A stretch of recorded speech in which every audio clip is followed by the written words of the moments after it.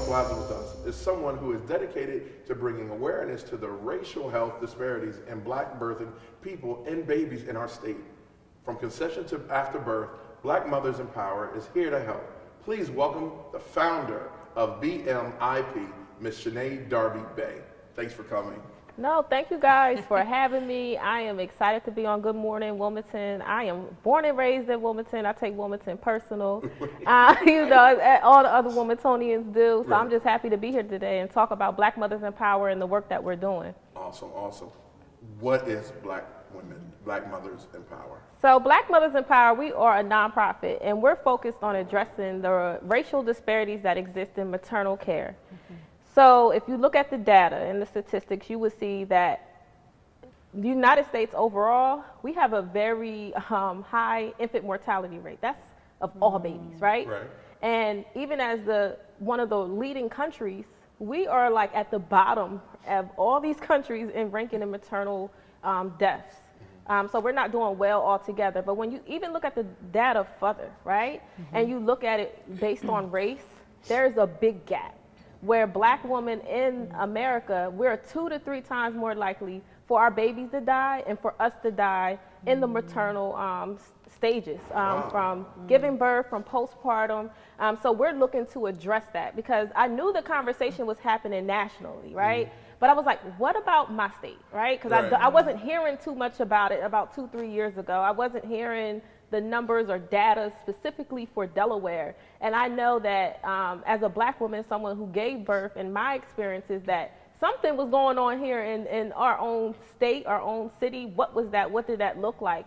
And Wilmington has the highest infant mortality rate in the whole state, right here, our city. So like, I was like, how do I take that knowledge, my power, all of those things that I had, the anger, the wanting to do something, and how do I put that into an organization, into a program or something to address those disparities that exist? And we do that in many ways. Now, you don't have to be a mother to be a part of the organization? Correct. You do not have to be a mother. You do not have to be a Black woman to be a part of the organization. We try to be inclusive. So a lot of times we use Black birthing people. A lot of times when we're speaking, or just birthing people if we're talking about everyone in general. When you're in this space, I try to think of identities that I don't identify with, right? I'm not in the LGBTQ community, but I know there's people who give birth who are, right? So how do I make sure that I'm including them in there? There are some people who give birth who do not identify as women, right? So we try to use birthing people to make sure that we're inclusive of everyone who gives birth in some way. So like we might say breastfeeding a lot. There are some people who call it chest feeding. Right? So like, yeah. Is that true? That is a thing. Chest feeding. Yes, it is a thing in the LGBTQ community where they say chest feeding versus saying breastfeeding. Because you might go through a transition where you don't have breast anymore, but you still can produce milk, right? But you don't identify as a woman. I transitioned to a man. I'm a man now. I'm a he. So like now, how do I make sure that I'm using words and terms and I'm being intentional about what I'm saying and how I'm saying it? And when I do make a mistake saying, you know what, I messed up. Now I need to fix this because I was not being inclusive, because I want people of my identities when I walk into a room to be inclusive to me as a Black woman in any other way that I might identify with. So we try to do that in Black Mothers in Power. So Sinead, I commend you for acknowledging that and being so inclusive with Black Mothers in Power, because you mention it, you know, using the correct words so people feel comfortable. Using certain phrases they may think, oh, this is not the organization for me. So the fact that you're very conscious of that, I think that's what's important about your organization, because you are inviting all, not just one group. You're inviting so many people to come in and take advantage of the resources for Black Mothers in Power. And I think that's really important. And I'm glad that you're doing that, because inclusivity is so important. Yes, and the term that we use is called intersectionality. So there's a Black feminist, she came up with this term called intersectionality. So there was times where feminism was talked about, or womanism, where Black women were included in that conversation, right? So then she said, how do we make sure that Black women are included in this conversation when we're talking about women's rights? And at the same time, when we're included, how do we look at the fact that we're very have very different. Like, Right. how do we look Right. at the intersections of just being a person, right? So I might be a black woman with a disability, a black woman, like so many things, an LGBT community, a black woman who's homeless. Like, how do I make sure all of my identities are met and not just talking about me as a woman, but me as a woman, me as a black woman, as a mother, as all the other identities that I may have. So this is new to me. Yeah, right. that's cool. This is really new to me. I'm not a mother. I'm not trying to be. But it's definitely something that's needed for the people like me this is brand new. Can you explain some of the disparities or some of the things that may take place that you're fighting against, Yes. or trying to bring knowledge to the people out there of what's going on? Yeah, so one of the things we're trying to do is increase the number of doulas. So doulas are non-medical professionals who provide support to a birthing person, a mother, during pregnancy and postpartum. Okay. Right? So we're trying to increase the knowledge of that, because with the doula, you're able to decrease a lot of the disparities that exist by having someone there to advocate for you, who knows the healthcare system a little bit better than you, Right, yes. to be able to address those things. For instance, breastfeeding. In the black community, we have low rates of breastfeeding compared to white women. We do not breastfeed at the same rates. And the reasons why, when we went through our enslavement period, they told us we weren't allowed to breastfeed, right? Or we had to breastfeed their children.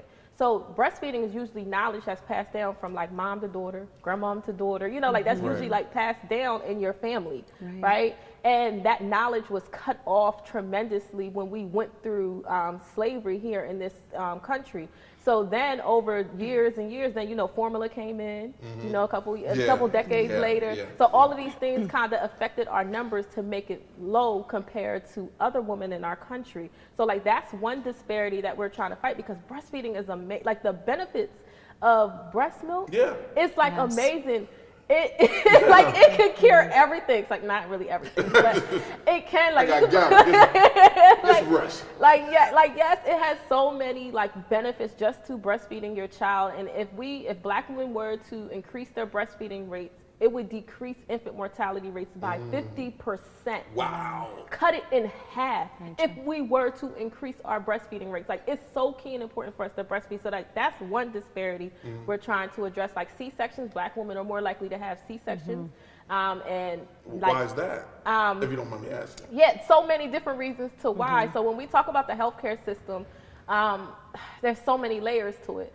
But one of the main reasons why black women are even dying at higher rates is because of implicit bias and racism in the hospital system. So if you look at the foundation of our healthcare system, it was embedded in racism. Like a lot of the sciences that started, they were experimenting on black bodies. On black bodies. Yes, yeah, so they would take for like for OBGYNs, like gynecology, like that is based off of experimenting on black women's bodies. They would take enslaved black women and experiment on them to come up with the science we have today. When we go to the doctor, and already going is uncomfortable, so I can't even imagine the pain they were going through. No anesthesia. No anesthesia. No, any of that, right? So the very basis and foundation of a lot of things in America was based on racism and like the exploitation of black bodies.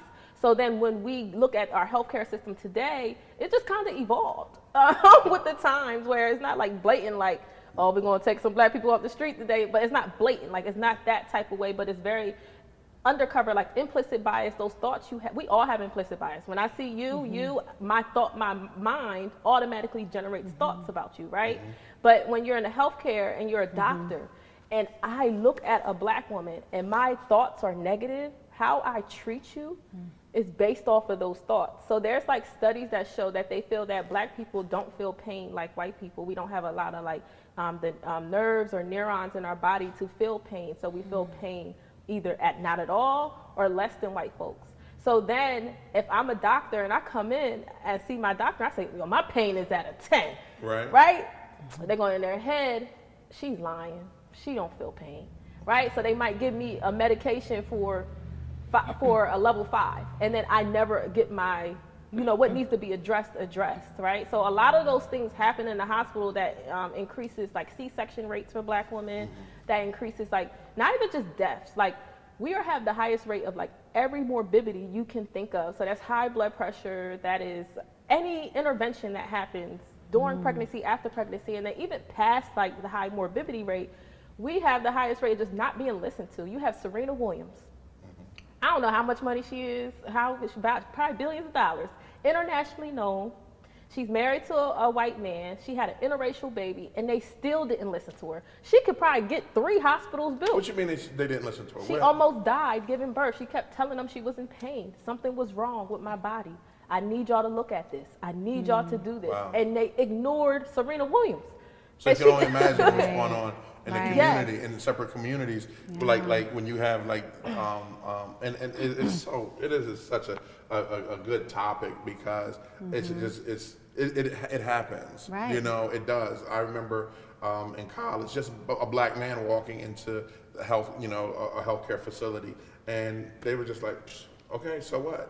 And when we had our thing with Christiana Care, we were talking with Christiana Care, and that's what they were talking about also, the disparities within the black community when it comes to healthcare. So I can only imagine when you segue over to mothers giving birth, black, brown, whatever, like just that alone. So let me ask you, what is needed? What is needed to bring more awareness to your organization, or to make your organization grow? What is needed? Yeah, so that can go many ways. So like in regards to like awareness, I need everyone talking about this, not just black women. I need black men to support black women. You don't even have to be intimately with the black woman, but you got a black mama, you got a black auntie, you got a black cousin. Like, support the woman in your network, in your community, right? And when it comes to this, be knowledgeable about it. Like, encourage breastfeeding in your family. Like, as a black woman, give black women the support that we need, right? So I would say that awareness, even as someone, if you're not black, right? If you're a white woman or a white man, you could be an advocate and aware and use your privilege or your position to say, this is wrong. We need to change this. Support black-led organizations who are focused on reproductive justice rights, right? So those are ways you can, like, if you don't have any money or anything, that's ways you can support just by being vocal about these things, right? And being able to support the woman that you do know. If you know a black woman, make sure you're finding ways to support her during her pregnancy and postpartum. Other ways is donations, right? Always money, right? Always money, right? So we have a doula training program. We're trying to train more black women to become doulas.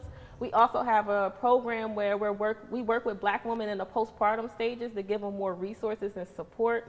And then we also are looking to start partnering with some organizations to provide a doula for them to serve a population. So for example, if we get a partnership with Wilmington Housing Authority, we can have a doula go in and service all women who live in public housing, right? So like doing different things. So we want to get a doula to work with women who are experiencing domestic violence, women who are experiencing or battling with drug and alcohol addictions. Like, how do we make sure we're putting doulas in the most vulnerable populations who really need it, or the populations that are mostly ignored and don't have resources, right? So how do we make sure we're pushing doulas? And that, I think that's through like donations, right? Really money for us to be able to have those programs and be able to sustain those things. It takes money. It takes money to do it. It takes money. And then even last thing is like legislation.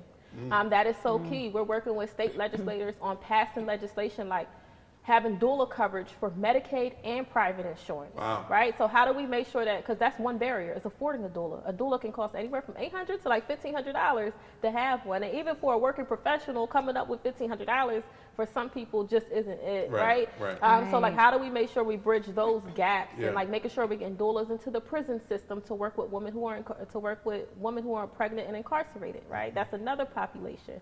So we're working on legislation too, so you could support us. And I don't know if I can get my my website. Yes, please do. No website. Girl, you can get that website. Let our Black viewers know. Mothers Empower. So it's whatever's on the logo behind me. It's blackmothersempower.org. You can visit. You can review all of our programming. You can see how you can donate. You can donate to us in general, or you can, if you want to select or donate to a specific program, you can do that too. And then soon we'll have some ways for people to participate to be able to push legislation on a state level to be able to decrease the disparities that exist in our city, or our state actually.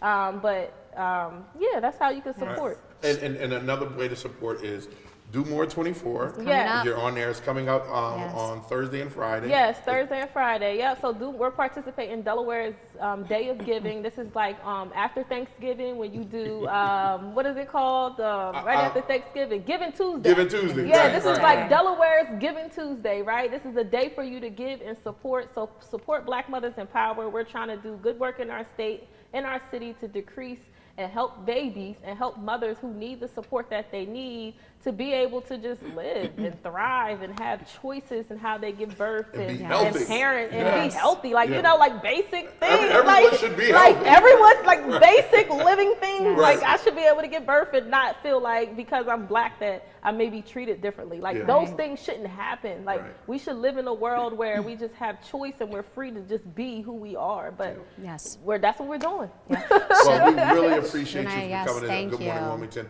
and telling us about it. Definitely educated us and the viewers at home watching it. Yes. I'm really excited about your organization. Yes, and I Shanae, we wish appreciate you the best of luck. Continue doing what you're doing in our community because individuals like you need to keep speaking up, having the conversation, and continuing the conversation. And we're glad we're able to give you that opportunity to get that message out. So thank you for coming on this show. Thank Yes. you guys. Yes, and we Thank wish you. you lots of luck.